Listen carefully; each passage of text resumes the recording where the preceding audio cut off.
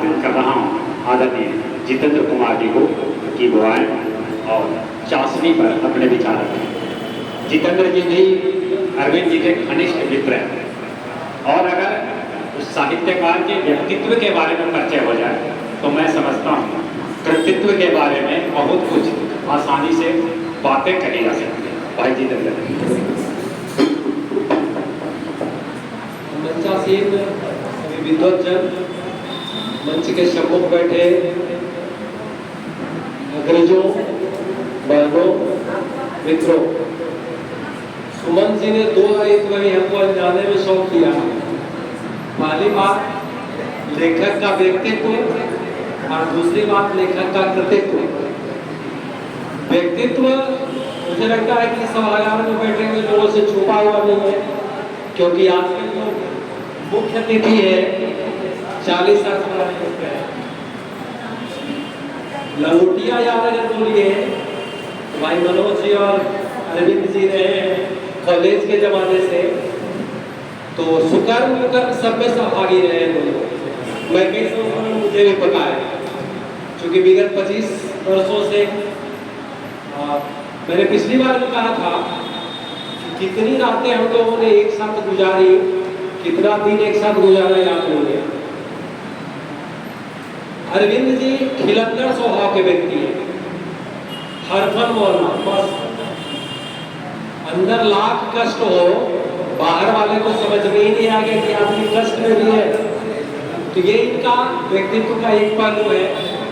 कृतित्व आप देख रहे हैं कि विगत 4 वर्षों के अंदर ये चौथी रचना आपके सम्मुख है। आज की जो रचना है चाशनी, उसको जब आप पढ़ेंगे तो मैं 2-3 बात आपको बताऊंगा। कहीं आपको प्रेमचंद नजर आएंगे, कहीं महादेवी वर्मा, तो कहीं फणीश्वरनाथ रेणु। मैंने पढ़ा है और मैंने देखा कि ठीक उसी तरह की के उदाहरण प्रेमचंद अपनी रचनाओं में देते हैं। अगर घीसा आपने पढ़ा होगा तो एक रचना इनकी मुझे लगी, जैसे मैं घीसा पढ़ रहा हूँ, मुझे लगा कि इनकी लेखनी धीरे धीरे धीरे धीरे और गहराई में जा रही है। रसभरी से लेनी जिसकी चर्चा अरविंद जी ने की, वो बच्चों की कविताएं हैं। राइट डाउन कंपाउंड को अगर आप देखेंगे तो उसको आप पाएंगे कि कई हास्य व्यंग, कई खिलखिलाकर हंसने को बाध्य करती रचनाएं। और अगर आप चाशनी को देखेंगे तो चाशनी में जीवन के सभी रंग आपको नजर आएंगे। जैसे सुमन भाई ने बताया कि अलग अलग मिठाइयों के लिए चाशनी के अलग अलग स्वरूप, उनका भंडा डालना है तब कितना बड़ा चाशनी होगा, और चक्की बनाना है तो कितनी चाशनी होगी। ये दोनों को अगर देखिए तो मुझे लगा कि ये जो चाशनी है जीवन के सभी रंग आपको नजर आएंगे। मैं इस किताब के माध्यम से, चूंकि अभी गर्भागर्भ ये किताब आपके सामने आ गई है, क्योंकि तुरंत खोलूंगी ये किताब, मैं 2-3 शीर्षकों पर आपका ध्यान जरूर आकृष्ट करूंगा। जैसे चतुर्गुण 2 पर जो चर्चा दीपक भैया ने की, मैं उससे बताऊंगा कि कई ऐसे शब्द आपको मिलेंगे जो आज की पीढ़ी नहीं जानती। अदौरी, कोड़ौरी, आज के बच्चों से पूछ लीजिए तो आज के 20 साल के बाद अगर हमारी पीढ़ी के हाथ में किताब जाएगा तो वो उन चीजों को बहुत आसानी से समझ पाएंगे, या फिर अपने पिछली पीढ़ी के लोगों से वो पूछेंगे कि ये क्या है। तो एक तो बड़ी सी खाती है ये किताब। दूसरी महत्वपूर्ण बात कि जो कैरेक्टर आप गांवों में देखते रहे कि एक व्यक्ति जिसमें बहुत सारे गुण, आज की तारीख में वैसे लोगों का लोप हो रहा है, या कहिए तो वैसे लोग विलुप्त हो रहे हैं। हर एक गांव में कोई ना कोई एक व्यक्ति जरूर रहता था जिसके पास हर एक चीज का इलाज। तो चतुर्गुण 2 में वो चीजें आपको नजर आएंगी।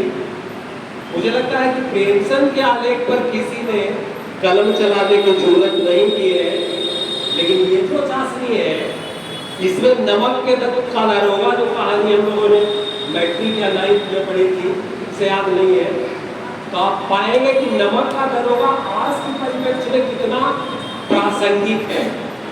लेखक की बहुत सूक्ष्म दृष्टि नमक के दारोगा के सभी कैरेक्टर्स पर गई है। और आप पाएंगे कि प्रेमचंद 114 साल पहले अगर थे तो उनकी रचना आज की तारीख में कितनी प्रासंगिक है। तो मुझे नहीं पता है कि प्रेमचंद क्या लेखों पर कितने लोगों को ज़्यादा बेहतर बता सकते हैं, लेकिन नमक का दारोगा का आज के परिप्रेक्ष्य में सूक्ष्म विश्लेषण आपको इसमें नजर आएगा। बैग में क्या है, एक पन्ने का एक आलेख है, बैग में क्या है। आप देखते हैं दिल्ली से मुंबई से कमाकर लोग आते हैं, बड़ा सा बैग, और होता क्या है, तो लेखक ने छोड़ा है कि क्या बैग में सिर्फ उसकी उम्मीदें हैं, वहां जाकर के छोड़ा है। कई प्रश्न इस किताब में आपके लिए छोड़े गए हैं या पाठकों के लिए छोड़े गए हैं। जैसे जब लेखक भ्रमण करते हैं विश्वविद्यालय शांति निकेतन के अंतर्गत के विश्व भारती विश्वविद्यालय का, तो एक जगह उनकी निगाह कहीं नहीं पड़ी जहाँ पान का कोई पीक या गुटखा का कोई निशान हो, तो ये लिखते हैं कि क्या हमारे विश्वविद्यालय या हमारे महाविद्यालय या हमारे स्कूल ऐसे नहीं बन सकते जहाँ पान का पीक या गुटखा का पीक नजर नहीं आए। तो कई सवाल आपके सामने ये किताब छोड़ती है जिसका उत्तर हमें तलाशना है, देखना है। तो मुझे लगा ये जो पूरी पुस्तक है शिक्षक के अनुभव पर आधारित ये किताब है। ज्यादातर आप देखेंगे इनका यात्रा वृतांत नहीं करना होगा, यात्रा है लेकिन यात्रा का संस्मरण, यात्रा संस्मरण दोनों का मिश्रित रूप अगर आप देखिए तो ये जो नई चीज निकली है वो निकली है इंफॉर्मेशन के साथ कैसे हम मानवीय संवेदनाओं तक उस आलेख को ले गए, वहां तक गए। चाहे वो गीतांजलि का मामला हो, चाहे वो विश्व भारती विश्वविद्यालय का मामला हो, या कई अन्य आलेख। एक आलेख है दर्द, विचित्र आलेख है वो। दर्द को कैसे कितने एंगल से आप देख सकते हैं। विविध तरह के दर्द है जीवन में। मेरा दर्द अलग हो सकता है, आपका दर्द अलग हो सकता है, किसी और का दर्द कुछ अलग हो सकता है। और दर्द को कितने तरीके से आप देख सकते हैं ये आपको इस पुस्तक में बखूबी नजर आएगा। तो मुझे लगता है कि एक बार हम सबों को ये पुस्तक निश्चित रूप से पढ़नी चाहिए। काफी अच्छी पुस्तक है। सहरसा हरीश भाई की राम रोटी गुजरात का दर्शन आपको कराएगा। अगर गुजरात आप नहीं गए हो तो हरीश भाई की राम रोटी पढ़ लीजिए। मतलब कलकत्ता, अपना गया बिहार, गुजरात, दिल्ली, सभी जगहों का भ्रमण ये किताब आपको कराएगा। और तय मानिए कि इसके अंदर जो इंफॉर्मेशन दिए गए हैं, एक किताब में इतनी सारी जानकारियां भर दी गई है, आपको भी देख के आश्चर्य होगा, पढ़ के आश्चर्य होगा कि अपने गया में इतनी चीजें, सहरसा में इतनी चीजें, मुंगेर में इतनी चीजें, गया में नवाब साहब ऐसे थे, विचित्र। तो मुझे लगता है, मैं बार बार यही कहूँगा कि इस किताब को हमें पढ़ना चाहिए। अच्छी किताब, काफी मेहनत से लिखी गई है, बड़ी सुंदर पुस्तक है। जीवन के सारे रंग इसमें आपको देखने को मिलेंगे। हास्य का थोड़ा अभाव है, और मैं इसीलिए कह रहा हूँ, मैं कहा था कि इस बार आपकी लेखनी गंभीर हुई है और एक लेखक के लिए अच्छी बात है।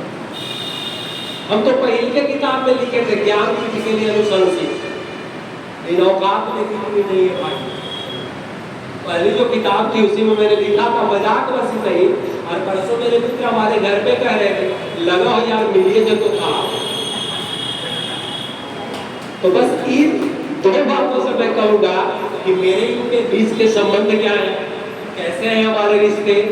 भगवान करे इस रिश्ते पर किसी की नजर न लगे और अरविंद जी की कलम पर किसी की नजर न लगे।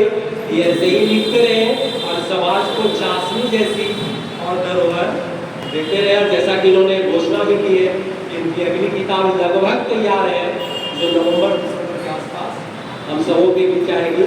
तो पुनः अपने मित्र को हार्दिक धन्यवाद, बधाई, शुभकामना। आप स्वस्थ रहे, आनंद रहे, और स्वस्थ रहेंगे तो आप अच्छा से घूमेंगे, और अच्छे से अगर घूमेंगे तो नए नए आलेख हम लोगों तक आएंगे। तो भगवान करे आप इसी तरह से घूमिए, देखिए, लिखिए, और समाज के बीच फिर आप अपनी बात बेहतर तरीके से पहुंचाते रहिए। पुनः बहुत